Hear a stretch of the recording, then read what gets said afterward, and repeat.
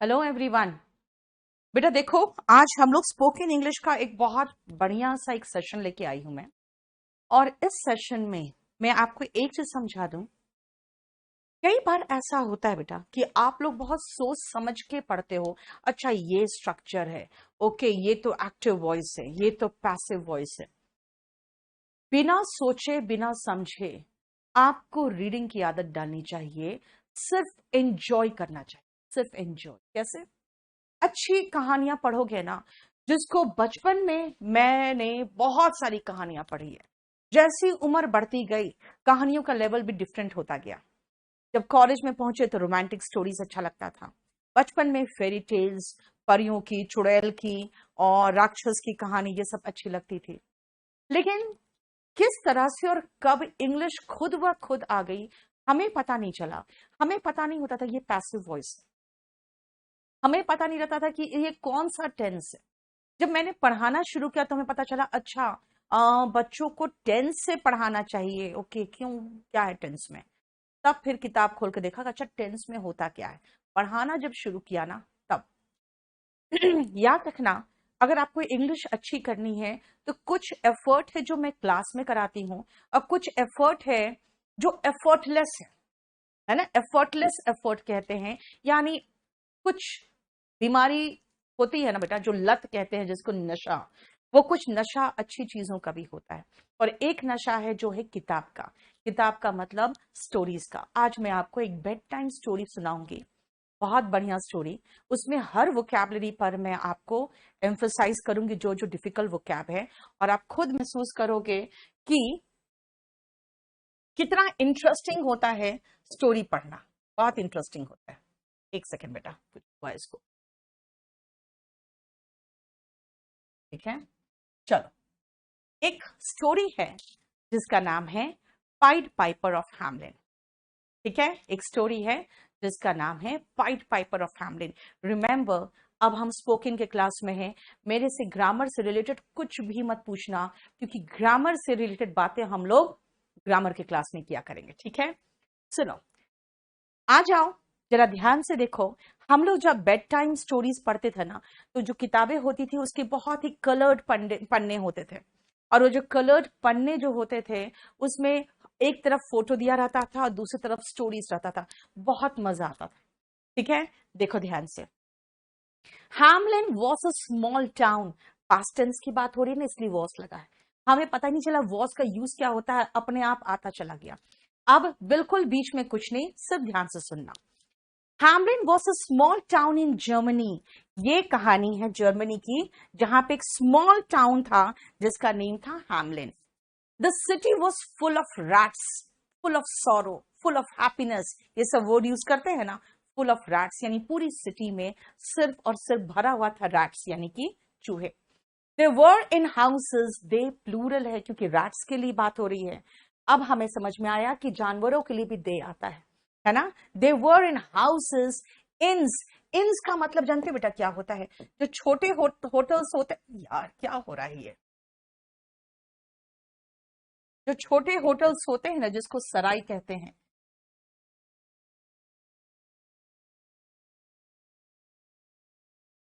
Just a second. इन्स का मतलब होता है, पहले जमाने में छोटे छोटे होटल्स होते थे, और वो हाईवे में दोनों तरफ होटल्स दिखते थे आपको, क्योंकि लोग घोड़ों से सफर करते थे, बहुत ज्यादा दूर सफर नहीं कर पाते थे। इसलिए ऐसे सराय का बहुत ज्यादा संख्या में होना दिखता था।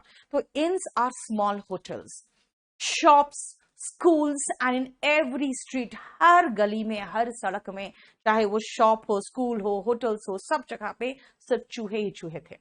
The mayor often held meetings with the people of the town to discuss this problem.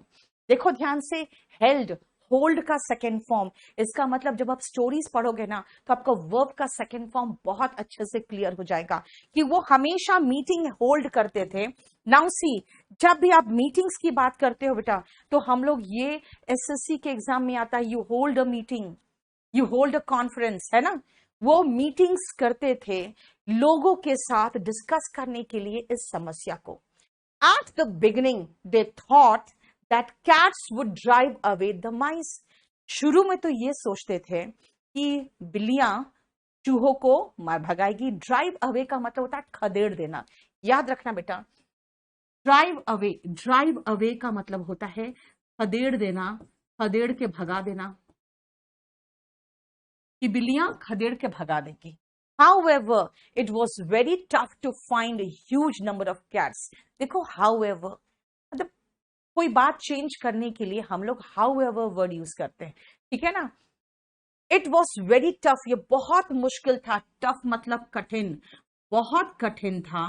To find huge number of cats, इतने कैट्स कहां से लाए कि इतने चूहों को हटा सके। There were in a real dilemma. Dilemma का मतलब होता है बेटा ऊहापोह में, क्या करें, है ना। एक तरह से दिमाग में चलता रहता है क्या करे क्या करे क्या करे, इसीलिए उस तरह के सिचुएशन को हम डिलेमा कहते हैं, है ना। जब आप कोई डिसीजन लेने की क्षमता नहीं रखते तब तो आप किस अवस्था में होते हो, है ना, वो डिलेमा होता है। डिलेमा का सिनोनिम किसी को मुझे दे सकते हो तो बताओ, तो बोलो तो डिलेमा का सिनोनिम, हाँ बोलो। इसका हिंदी में मीनिंग होता है ऊहापोह, in a state of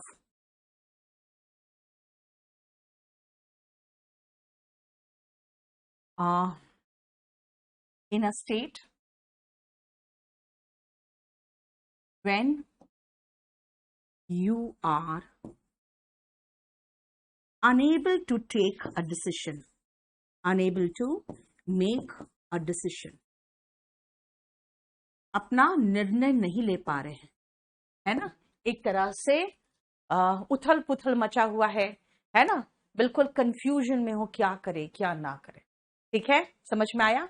yes, ये लोग बिल्कुल रियल डिलेमा में थे, क्या करें क्या करें, क्योंकि इतना अगर हम कैट्स पाल लेंगे रैट्स को मारने के लिए, तो फिर अगर रैट मर गया तो फिर इस कैट का क्या करेंगे। टोटली कंफ्यूज थे, करे तो क्या करे। क्लियर, समझ में आया। नेक्स्ट आओ आगे। बेटा ये तो मेरा बैच है जो 29 जुलाई से शुरू हो रहा है। अगर आपको पेड बैच चाहिए तो ये देख लेना, उसमें मैं पूरा सिस्टमैटिक तरीके से कराती हूँ। चलो नेक्स्ट आओ। वन डे, एक दिन, a stranger came to the town of Hamelin. बेटा कम का सेकेंड फॉर्म देखो केम है, दुविधा। वेरी गुड अमित, एग्जैक्ट जो हिंदी वर्ड है उसको आप दुविधा भी लिख सकते हो,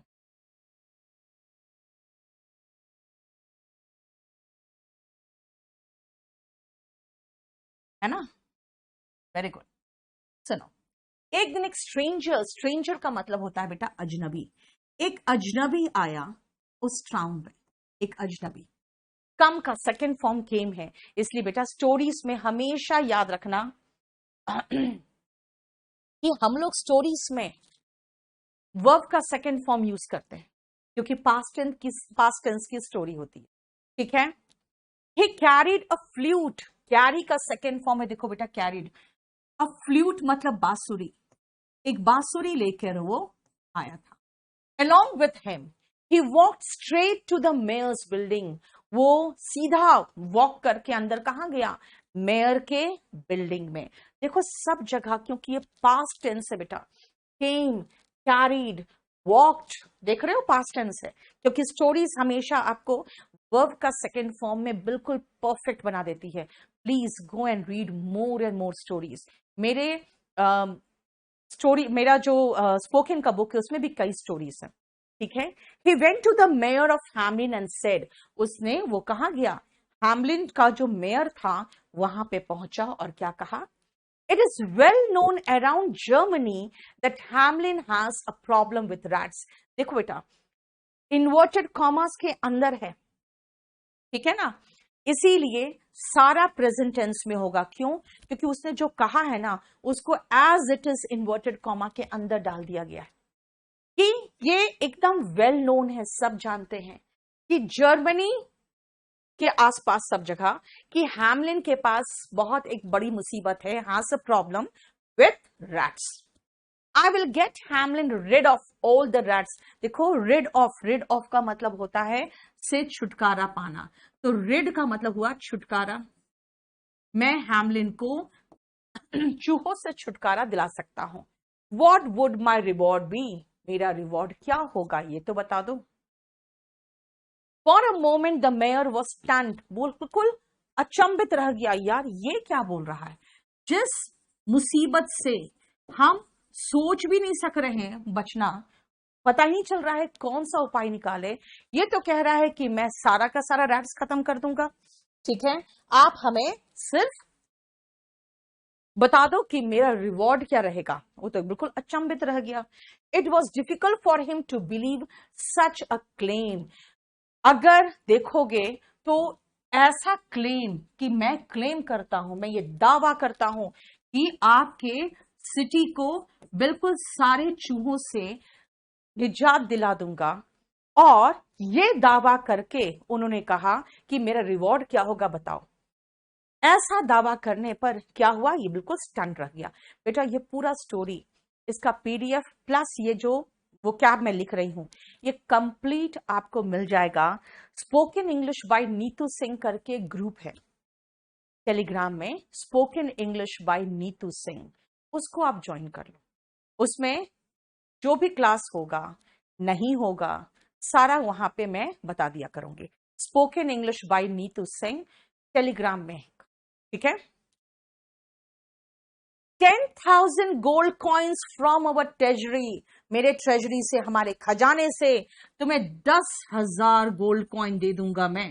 मेरा खजाना जो है उससे, हमारे सिटी का खजाना जो हैमलिन का खजाना है, मैं 10,000 गोल्ड कॉइन दे दूंगा।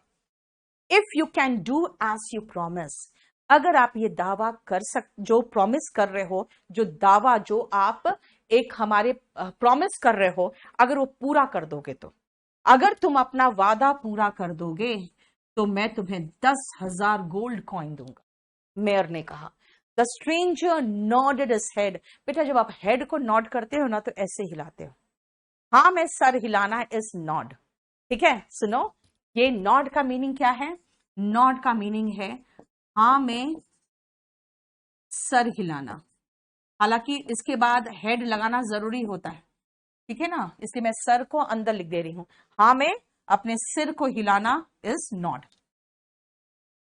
And said in a day's time, एक दिन में, Hamelin will have no rat, एक दिन में आपके हैमलिन में एक भी रैट नहीं होगा। प्लीज बेटा, BSSB हो, यूपीएससी हो, आपको डिफरेंट चीजें जो भी पूछनी है आप इसमें व्हाट्सएप कर दो। टेलीग्राम में नहीं, व्हाट्सएप में आप मुझे करोगे, और टेलीग्राम में इंग्लिश बाय नीतू सिंह करके एक ग्रुप है, उसको ज्वाइन कर लेना। ठीक है, उसमें मैं ये स्टोरी भेज दूंगी। अभी मुझे डिस्टर्ब मत करो, ठीक है, कि एक दिन में कोई चूहा नहीं होगा हैमलिन में। ठीक है, और देखो जरा, मेयर बैठा हुआ है, कितना परेशान है चूहों से, है ना, सब लोग टेंशन में। ठीक है, बोलो कोई प्रॉब्लम यहां तक। अब आओ आगे देखो क्या हुआ। मेरा स्पोकन इंग्लिश के साथ बेटा कंपल्सरी इंग्लिश भी हमेशा आता है, जिसमें एसे, लेटर, प्रेसी, एडिटोरियल ये सब कराते हैं। ये यूपीएससी वालों के लिए एसेंशियल, इसके अंदर स्पोकन इंक्लूडेड होता है, ये ध्यान रखना है। नेक्स्ट आओ। The stranger walked out in the street, pulled out his flute and started playing it. Stranger street में निकला, अपना पुल आउट किया अपने बांसुरी को और उसको बजाना शुरू। An eerie sound floated in the air, eerie का मतलब होता है बहुत ही अजीब सा, भूतिया सा, है ना, जैसे लगता है डरावना सा, है ना, ये भूतिया लिख सकते हो या डरावना लिख सकते हो। ठीक है, फ्लोटेड मतलब तैर गया, बिल्कुल वो आवाज हवा में तैरने लगी, है ना। People of Hamlin could hear the beautiful tune from every corner of Hamlin and were paralyzed hearing this enchanting tone. Enchanting का मतलब होता है बेटा मंत्र मुग्ध करने वाला।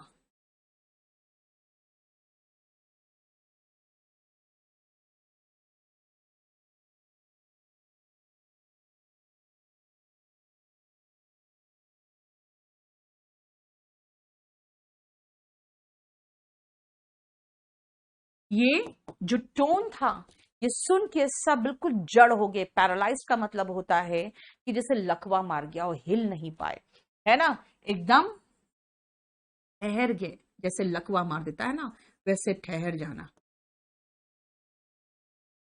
या फिर लकवा मार देना।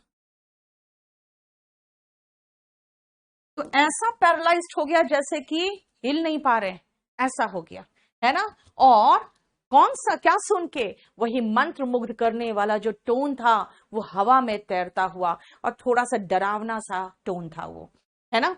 All of a sudden there was a whirring sound. whirring sound होता है बेटा जब चूहे, देखना रात में जब चूहे चलेंगे ना, तो एक उन लोग का है ना, चलने में घुर घुर घुर आवाज होता है, कुछ ऐसा ऐसा। ढेर सारे चूहे अगर एक जगह चलने लगेंगे तो उसके चलने में आवाज होती है, वैसा ही साउंड चारों तरफ से आने लगा। Thousands of rats came all the way from various directions. Various, विभिन्न डायरेक्शन से क्या हुआ? Thousands of rats आ गए। They followed the eerie sound that came from the piper's flute. वो लोग उसी साउंड के पीछे चलने लगे जो पाइपर के ट्यून, जो आवाज, जो उसका फ्लूट था, उसके आवाज के पीछे पीछे चल दिए। It seemed that the rats were mesmerized. Mesmerized का मतलब ही बेटा वही होता है मंत्रमुग्ध। जैसे सब लोग सुध बुध खोकर बिल्कुल उसके पीछे चले जा रहे हैं, किसी को कुछ पता नहीं है, ठीक है। With the delightful tone of the flute. Delightful मतलब होता है जो खुशी देने वाला, वो बिल्कुल सुख देने वाला, खुशी देने वाला टोन था जिसके पीछे वो चले जा रहे थे। The stranger headed towards the sea. Headed मतलब हेड की तरफ जाना, यानी जिधर आपका सर ले जा रहा है उधर जाना, यानी वो सीधा चल दिया किधर? सी की तरफ, समुद्र की तरफ। With all the rats of Hamlin behind him. ये सारे जो रैट्स थे हैमलिन के, उसके पीछे पीछे थे, और वो चल गया जहां पे सी था उसकी तरफ। It was an extraordinary sight. वो ऐसा दृश्य था, ऐसा दृश्य था जो बिल्कुल एक्स्ट्रा ऑर्डिनरी था, बिल्कुल अलग हटके था, ठीक है ना। QR कोड बेटा क्लास, अभी रुक जाओ ना यार, आपको कोई भी प्रॉब्लम है आप व्हाट्सएप करो ना, ठीक है। एक्स्ट्रा ऑर्डिनरी का मतलब होता है अलग हटके, अलग हटकर एक दृश्य था। For the people of Hamelin, वहां के लोगों के लिए बिल्कुल अलग हटके एक दृश्य था, ठीक है। बेटा मेरा एक इंग्लिश स्पेशल आया हुआ है, इसका मंडे को अगेन 5:30 बजे डेमो होगा, और कल रात में 9 बजे मैं वॉल्यूम 1 लूंगी, क्योंकि आज यहाँ पे कुछ इश्यू था जिसके कारण वॉल्यूम 1 का क्लास नहीं हो पाया, ठीक है। तो इसीलिए कल मैं इसी समय, और नहीं 9 बजे, नॉट इसी समय, 9 बजे वॉल्यूम 1 का क्लास जो आज नहीं हो पाया है वो कल होगा, ठीक है। Next, the stranger continuously played the flute and walked right into the sea. बांसुरी बजाता बजाता वो समुद्र में उतर गया, ठीक है। Walked right into the sea. The rats followed him. और सारे चूहे भी उसके पीछे पीछे पानी में उतर गए, है ना।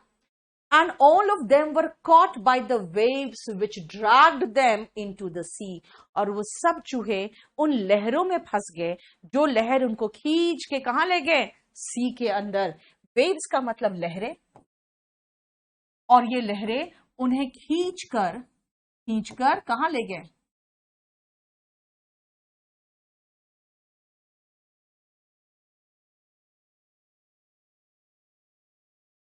ठीक है, समुद्र के अंदर ले गए।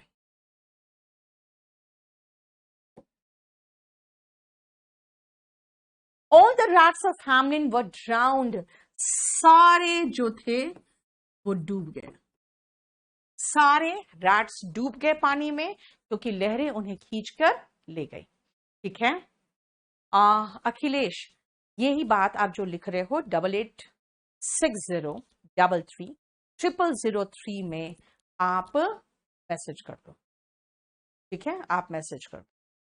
चलो, the Piper had got Hamlin rid of all the rats and thus kept his promise.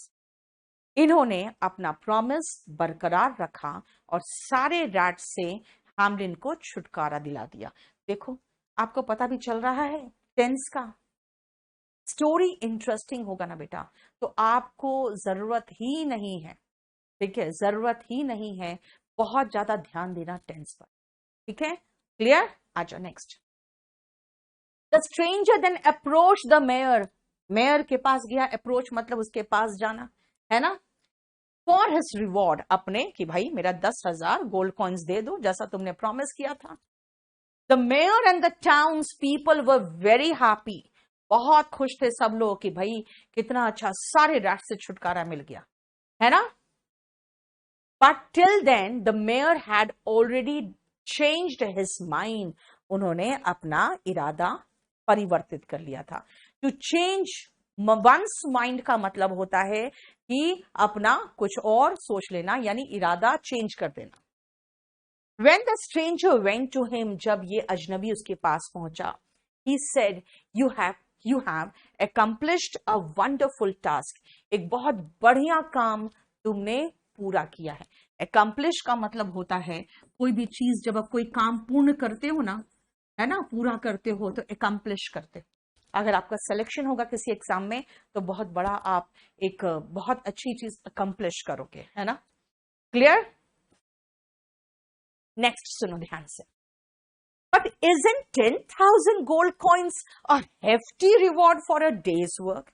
सिर्फ एक दिन का तो काम था और ये रिवॉर्ड कुछ ज्यादा भारी भरकम नहीं है।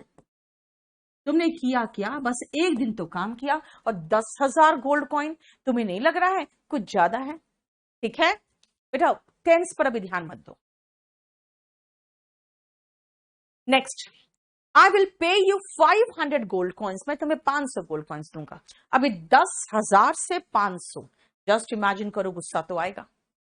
The stranger looked at the mayor and then walked out, stranger ने मेयर को देखा और बाहर चला गया, कुछ नहीं बोला, ठीक है, clear. In the streets he pulled out his flute again, बाहर सड़क पे गया, अपना बांसुरी निकाला और फिर से बजाना शुरू कर दिया। This time the sound that came from the flute was different. इस बार आवाज कुछ और थी, but was as airy as it was supposed to be. लेकिन उतना ही भयंकर यानी खतरनाक, जो मैंने कहा था ना भूतिया टाइप का, बहुत ही एकदम डरावना टाइप का, वैसे ही था जितना कि उसको होना चाहिए। Suddenly all the children of Hamlin started following the stranger. इस बार क्या हुआ, सभी घर से, सभी जगह से, स्कूल से, हर घर से जितने भी बच्चे थे शहर के, सारे बच्चे निकल गए और इस पाइपर के पीछे चल गए, किसी स्ट्रेंजर अजनबी के पीछे चलने लगे, ठीक है। अब आप सोचो क्या हुआ, सारे चूहे मर गए। अब लोगों को क्या लगेगा, हाय राम, अब क्या होगा, सारे बच्चे भी मर जाएंगे क्या। बेटा ऐसे कई स्टोरीज मैंने स्पोकन इंग्लिश के बुक में डाल रखे हैं ताकि आपका इंटरेस्ट डेवलप हो स्टोरीज के पढ़कर, ठीक है। Next, the stranger walked out of town and disappeared, ये स्ट्रेंजर टाउन के बाहर निकला और गायब हो गया, बस खत्म, गायब हो। इनटू द माउंटेन्स, पहाड़ों पे चला गया वो कहीं, अब कहां गया भगवान जाने। Children followed him, the parents of the children wept, wept मतलब रोना, वीप का second form wept, and were inconsolable, console का मतलब होता है जिसको आप सांत्वना देकर चुप करा सकते हो। जो बहुत फपक के रो रहा है बेटा, उसको आप क्या करते हो, पानी पिलाते हो, चुप कराते हो, प्यार से करते हो, है ना, सहलाते हो। लेकिन उनको कोई चुप नहीं करा पा रहा था, मतलब जिनको